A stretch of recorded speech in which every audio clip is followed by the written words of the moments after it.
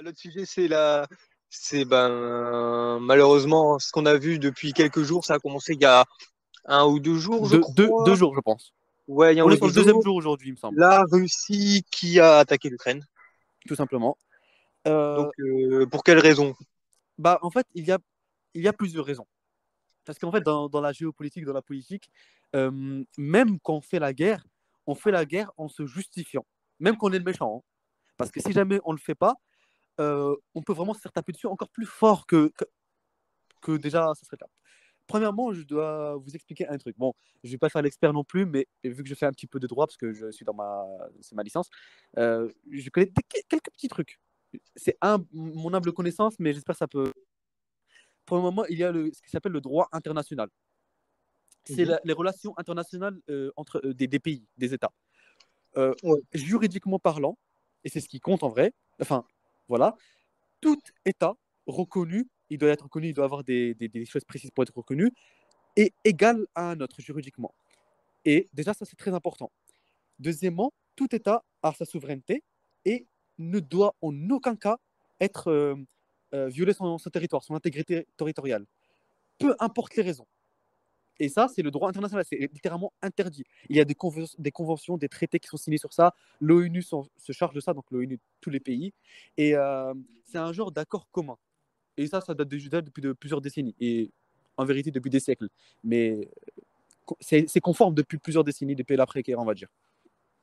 Et en fait, ce que la Russie a fait, c'est concrètement, elle a brisé le droit international. Donc, pour se justifier de ça, qu'est-ce qu'elle a dit? Elle a dit que l'Ukraine, semble-t-il, hein, évidemment, on sait que c'est faux, pour des raisons de type logique, mais que l'Ukraine sont des terroristes, des nazis, Ah oui. quand ils disent que le gouvernement, la politique, pas le peuple, mais la politique et quelques personnes sont des nazis, et donc il faut les nettoyer et les attaquer et créer un truc anti-nazi, dénazifié, c'est ça le mot, dénazifié qu'il a employé, et que des voyous. Je Ouais. crois que Poutine a dit que le gouvernement ukrainien, c'est des drogués et des voyous. Je Mais cite. je Hein. pense que la véritable raison, c'est pas du tout ça. C'est plus Ah non, récupérer des territoires, quoi. ouais, voilà, c'est pas du tout ça. Mais en fait, ça, premièrement, c'est la version que Ouais, Poutine c'est a la dit. Donc c'est ça sa version version qu'il a dit. justifiable. Voilà, c'est sa version à ses propres Russes, à ses propres concitoyens et un petit peu au monde. Déjà, il y a ça. Ouais. Et comme quoi l'Ukraine, elle menacerait la Russie de peut-être déclarer la guerre. Alors qu'on sait tous que l'Ukraine n'arrive même pas à la cheville à la Russie. On l'a bien compris. Pourquoi elle ferait Ouais. la guerre? Déjà, il faut juste voir la différence entre les deux pays. Voilà, C'est ça, hein. on comprend très vite. Après, il y a deux autres raisons. Euh, la première, enfin du coup la deuxième, c'est le but expansionniste de Poutine. Tout simplement, l'Ukraine avant faisait partie du RSS avec d'autres pays qui sont autour de la Russie pour l'instant. Et Mhm. il est en train de tâter le terrain. Il veut prendre l'Ukraine, instaurer un gouvernement pro-russe, donc qu'il contrôle concrètement, en faire peut-être un État fédéré de la Russie, et tout simplement pour essayer de reconstruire un URSS. Ouais. Et s'il fait ça avec l'Ukraine, il fera ça aussi avec d'autres pays. Du coup, c'est pour ça que nous, la France, on commence à s'y intéresser. Voilà. Et C'est aussi, pour ça que, bizarrement, la France ne s'attaque pas à d'autres pays qui sont en guerre, mais qui s'attaque bizarrement à l'Ukraine et à la Russie. ouais. Et le truc, c'est que, en fait, déjà, il y a ce but-là. Personne aussi être de plus en plus forte et prendre tous les pays Ah comme oui, c'est déjà sûr. c'est interdit comme je dis le droit international c'est puni par la loi il y a la loi internationale évidemment il y a des sanctions économiques des sanctions même physiques le souci c'est que vu que la Russie fait partie du Conseil de sécurité permanent à l'ONU puisqu'elle possède la bombe nucléaire donc elle fait partie justement des gens qui doivent arrêter les pays qui transgressent le droit international par leur puissance et par celle de l'ONU. Mais quand ce pays-là du Conseil de sécurité lui-même brise le droit international, qu'est-ce que vous pouvez faire? Vous Bah, allez on faire peut la guerre rien à la faire, Russie? c'est ça. Impossible. Ils sont trop forts, ils ont la bombe nucléaire. Vous pouvez pas, ils sont trop forts en fait. C'est pas Et possible. je pense qu'ils ont plus que la bombe nucléaire parce qu'il y a des rumeurs comme quoi la Russie aurait plus que des armes non homologuées, tu vois. Oui, après, ils ont des trucs de fous secrets Ouais, comme hein, c'est ça. les États-Unis, comme sûrement la France, Oui, enfin, les puissances nucléaires mais en bon, gros. entre les mains d'un pays qui entre en guerre Oui, voilà, et c'est ça. qui potentiellement, comme le c'est dit partout, potentiellement une troisième guerre mondiale, Ouais, on après, est. D'ailleurs, ça peut survenir à n'importe quel moment. Et aussi, ce qu'il faut noter, c'est que, et ça, c'est pour le coup la vraie raison, je veux dire, c'est la raison pour laquelle la Russie, elle est hostile envers l'Ukraine. Alors qu'elle ne l'était pas il y a, on va dire, 10 ans et plus. Pas forcément. C'est qu'en fait, la petite guerre, on va dire, entre la Russie et l'Ukraine, elle date pas d'hier, littéralement, pour le coup. Ah oui. Elle date déjà de 2014, dans ces années-là. Je crois que c'est 2014 avec la Et prise de la même, Crimée. on peut même remonter aussi à la Deuxième Guerre mondiale, hein, avec les territoires et tout ça. Là, pour le coup, on parle juste de récemment, ce qui fait Ah vraiment oui, ce conflit-là. récemment, Après, récemment. vous savez, tout ce stack, enfin, Ouais, ça voilà, cumule. Mais c'est pas la première fois qu'il y a un conflit entre les voilà. deux, quoi. Mais en l'occurrence, la raison pour laquelle la Russie, elle fait ça, c'est qu'en fait, outre les deux premières raisons qu'on a dit, hein, qui sont des vraies raisons aussi, c'est que c'est un petit peu, on va dire, à cause de l'Union européenne, et plus précisément de l'OTAN. L'OTAN, qui est une organisation outre-Atlantique fait en collaboration avec les États-Unis et les pays Ouais, c'est ça. de l'Europe, de l'Union, entre autres. Et d'autres voilà. Et d'autres pays. Donc, je crois même la Russie fait partie de l'OTAN aussi. C'est bizarre. Ouais, ouais, Mais il me voilà. semble aussi qu'elle fait Ouais. partie de l'OTAN. Ça, par contre, je ne suis pas assez calé pour parler sur la Russie, de l'OTAN. Mais en tout cas, euh, la Russie, la raison pour laquelle elle est énervée contre l'Ukraine depuis déjà un moment, c'est parce que depuis ces dernières années, ces décennies, on va dire, l'Ukraine, contrairement à avant, car elle était communiste, car elle était dans l'URSS, elle commence à se rapprocher de l'Union européenne. Mhm. Et qu'est-ce que ne veut pas la Russie, et d'ailleurs la Chine aussi, parce qu'elles sont globalement dans presque le même endroit, ils ne veulent pas que l'Ukraine fasse partie de l'OTAN, et même de l'Union européenne, enfin les deux, un des deux. Bah Puisqu'à oui. partir, par exemple, du moment où l'Ukraine fait partie de l'OTAN, ça veut dire que les armées de l'OTAN se positionneront en Ukraine, et quand on dit l'OTAN, on parle aussi des États-Unis. Donc maintenant, imaginez la Russie laisser les États-Unis, son pire ennemi depuis la nuit des temps, et ainsi que l'Europe, le bloc occidental en gros, venir à ses portes, Ouais, c'est ça. à ses frontières. Jamais de la vie, elle ne laisse ça. Et évidemment, qu'est-ce que ne laissera jamais l'Union européenne et les États-Unis? Il ne Bah, laissera laisser, jamais ouais. la Russie Ah, prendre ça compte. l'Ukraine et toucher la frontière de l'OTAN et de l'Union européenne, donc la Roumanie et ainsi de suite. Vous voyez. Ouais, c'est ça. Et en fait, c'est pour ça qu'en fait, la crise de l'Ukraine, alors qu'il y a plein de guerres dans le monde, pourtant elles ne sont pas des guerres mondiales, c'est pour ça qu'on a peur d'une guerre mondiale, parce qu'en fait, elle implique des blocs. Elle implique d'un côté toute l'Europe et les États-Unis et Occidental, ses ouais, alliés, voilà. donc le monde entier, et d'un côté la Russie et ses alliés, donc par exemple la Chine, Le Japon, sûrement.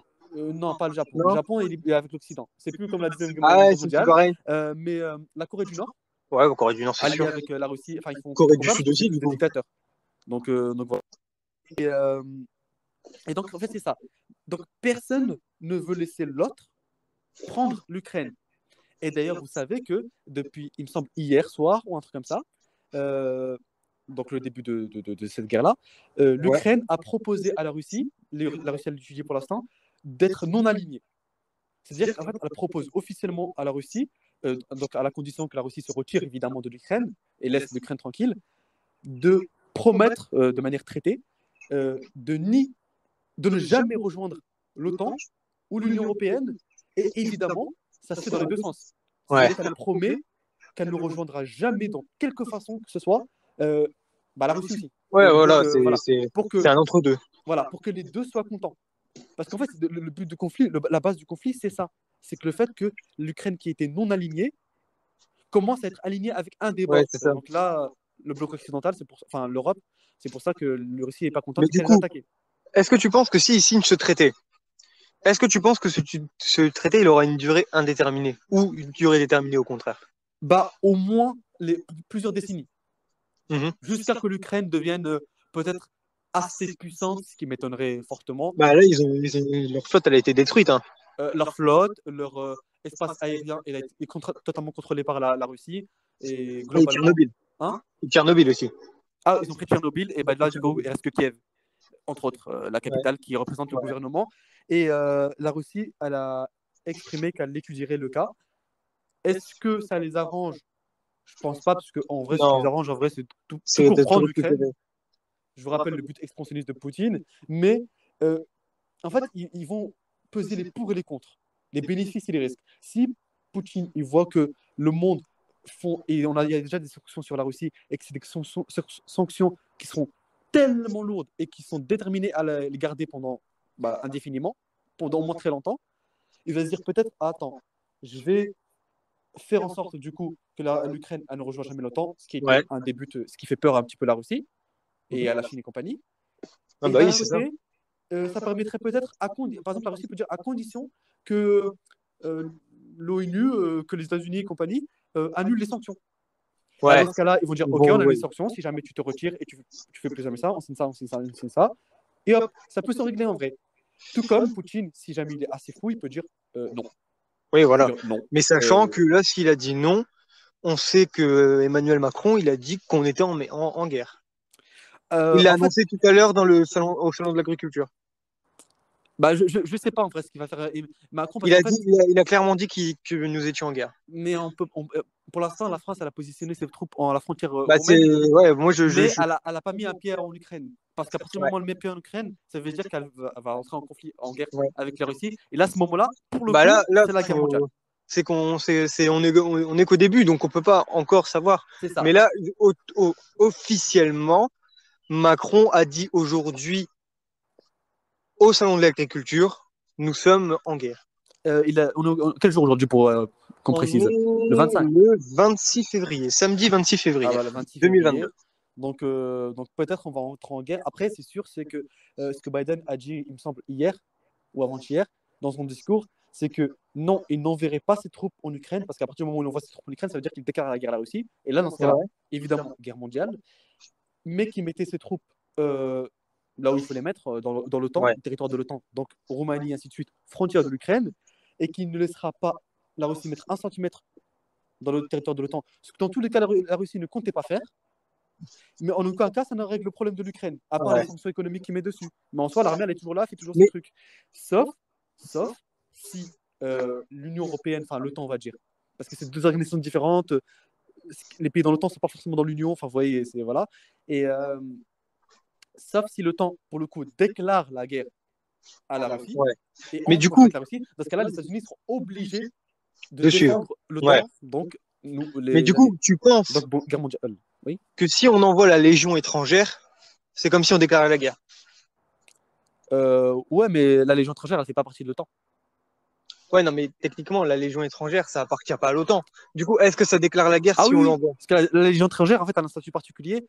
Oui, techniquement, on l'appelle ça la Légion étrangère pour une raison, c'est parce que la plupart de ces soldats sont étrangers, Ouais, c'est mais ça. quand ils viennent en France, parce que c'est en France, ça se situe en France, ils combattent pour la France. Mais pas avec un statut français. C'est-à-dire qu'dans la Légion étrangère, il n'y a officiellement pas de français. Tu peux être français, mais quand tu vas à la Légion étrangère, tu prends une autre identité. Temporairement, ça, c'est pour garder la tradition.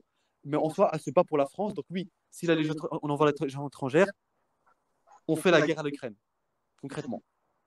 Elle se Ouais. bat au nom de la France. Donc si toute troupe qui est envoyée en Ukraine déclare la guerre au pays qui l'a envoyé.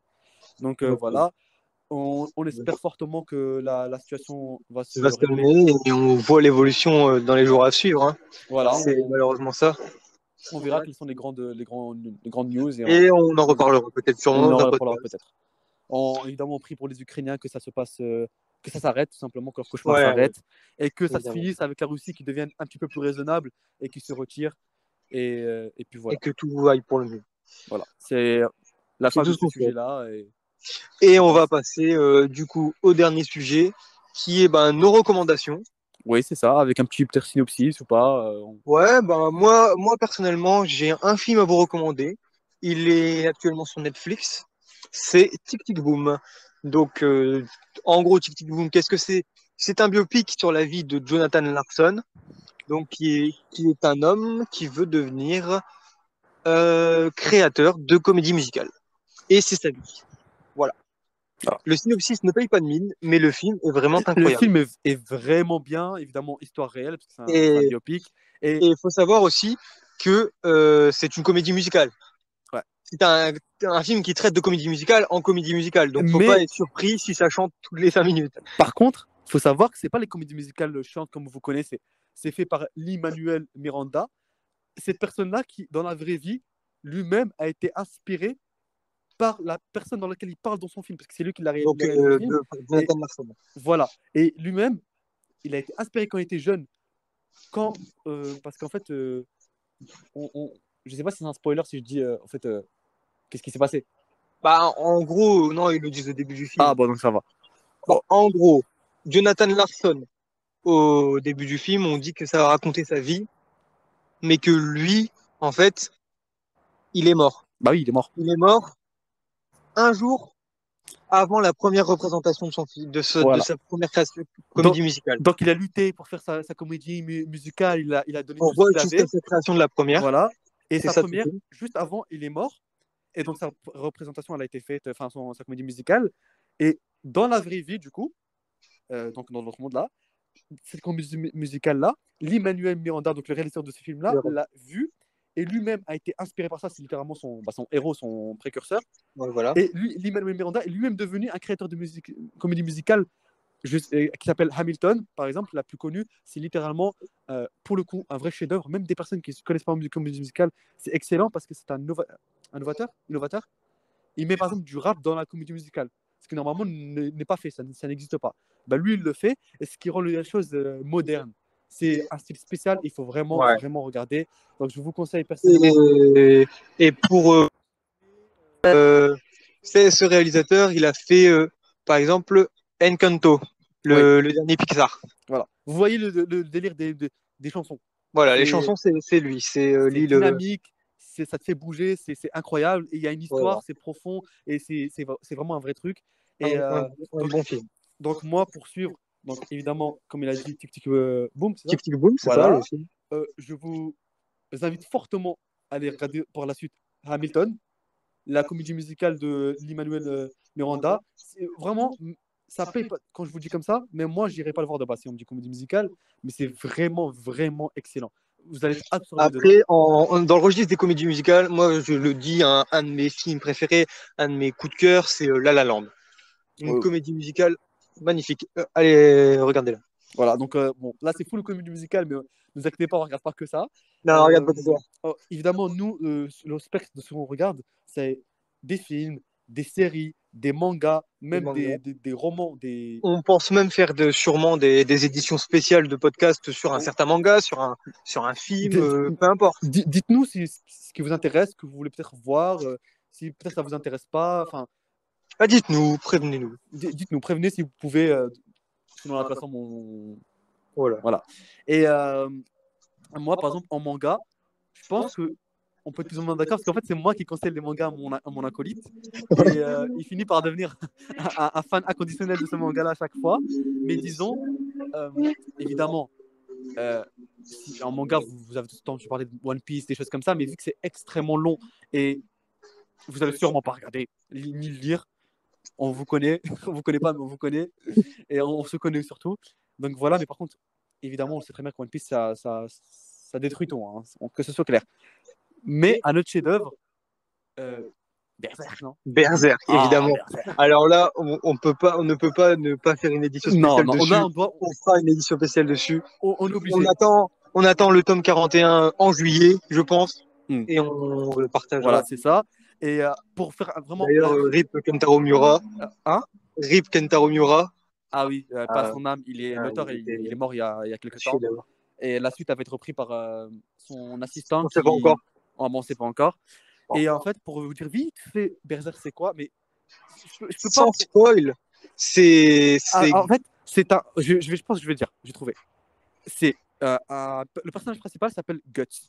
Ok? Guts, c'est un enfant. Il est né de manière très spéciale. Voilà. Ouais. Déjà dès sa naissance, bizarre. Voilà. Il est né dans la mort. Ouais, il est né d'une femme pendue. Voilà. Il est né sa mère, elle était pendue et après c'est très gore comme. Ah oui, c'est très violent et très très gore. Oui, ça parle il y a des trigger warnings de fou. Ils parlent de sujets, la mort. Toutes sortes de choses, tout ce que vous voulez. Toutes sortes de choses qui peuvent vous mettre très mal. Voilà. Donc je crois que ça se situe à Midgard. C'est en gros le monde médiéval, Angleterre. Ah ouais, au Midland. Midland, voilà, ouais, ça. Midland, c'est le royaume du Midland. À peu près, ouais. Voilà. Midland, on va dire c'est Midland. C'est un peu, ouais, c'est château fort. C'est l'Angleterre, non? C'est le Royaume-Uni à peu près, non? C'est pas en Angleterre, mais ça se passe en C'est Angleterre. l'équivalent, en fait. C'est l'équivalent On dans le comprend que c'est un monde petit peu le de délire, mais c'est pas l'Angleterre. l'Angleterre, évidemment, parce que c'est pas dans le monde réel. Et c'est le monde médiéval. Et tu as Guts, qui en fait est né de cette mère-là qui est morte. Son père, bah, en fait, il a, il l'a enfanté parce que la femme, c'était une prostituée, il me semble. Ouais, ça va. Donc, concrètement, ils s'en fichent. C'est un soldat, ils s'en fichent, c'est un mercenaire. Il Et l'envoie au front voilà, pour le il tuer, l'a quoi. pris. Et dès jeune, il l'envoie à la guerre. Donc, il a déjà tué son premier. Ouais, voilà. Voilà. Vous voyez le délire. Et son père, c'est pas vraiment une bonne personne, on va dire, mais il est vraiment pas important dans l'histoire. Tout ça, ça crée une personne qui est vraiment très, très, très forte, très solide mentalement, très violent. Faut le dire, ouais. Voilà, donc vous voyez le délire. Et qu'on reconnaît fortement à cause de son épée énorme, Voilà. puisque comme il a été envoyé au front petit, il n'y avait pas d'épée à la taille d'un enfant, évidemment. Du coup, il a toujours appris à combattre avec une épée énorme. C'est pour ça que le protagoniste a une épée énorme. Et le reste, bah, on vous laisse le lire parce que Mais voilà, le reste, on peut vraiment pas on peut le pas dire vraiment parce le dire, que sinon ça spoil ça énormément. spoil. Mais disons que globalement, il va rencontrer des gens Ouais, qui voilà. vont changer sa destinée. Ouais, il y a tout qui part dans une causalité, tout ça. Il faut savoir qu'à un moment, il y a des dragons, il y a des lutins, il y a des elfes, il y a Il y a du tout n'importe quoi. C'est vraiment. c'est un univers hyper large et vaste Et évidemment, je vous conseille, entre le lire et le regarder, de le lire, de le évidemment. lire, oui. Si vous avez l'habitude de le lire, je vous conseille de le lire. Sinon, si jamais vous ne pouvez pas, alors que les dessins sont magnifiques, hein, ils sont Ah sublimes. oui, les dessins sont Ils vraiment sont à voir. sublimes. J'ai la collection, je peux le Ouais, dire. voilà. Mais sinon, bah, vous pouvez le regarder. Je pense les 3 films sur Netflix. Je pense qu'ils sont bien quand même. Je les ai Je regardés. les ai vus, Ils sont de bonne qualité. ils sont potables. C'est juste la 3D qui est pas ouf. Voilà, mais au moins c'est de meilleure qualité parce que le Berserk, l'animé normal, il date d'il y a Ouais. tellement longtemps que la Ouais, qualité, après, bon, celui de 1900 AD, il est pas mal. voilà. Et la nouvelle saison qui sort, elle est faite en CGI, en Ouais, 3D, donc, dégueulasse, c'est irregardable. Je vous conseille voilà. de le lire, sinon, bah, regardez Ouais, les films sur sinon, Netflix, c'est bien aussi. à prioriser la lecture. Voilà. Donc ça, c'est la minute manga, dont on va parler évidemment Berserk la prochaine fois. Et il y a aussi un autre truc, c'est une lecture. Alors ça, j'insiste dessus parce que moi, personnellement, je kiffe. C'est en fait un type de roman spécifique qui vient d'Asie, précisément de Chine, ça s'appelle les Wuxia Novels.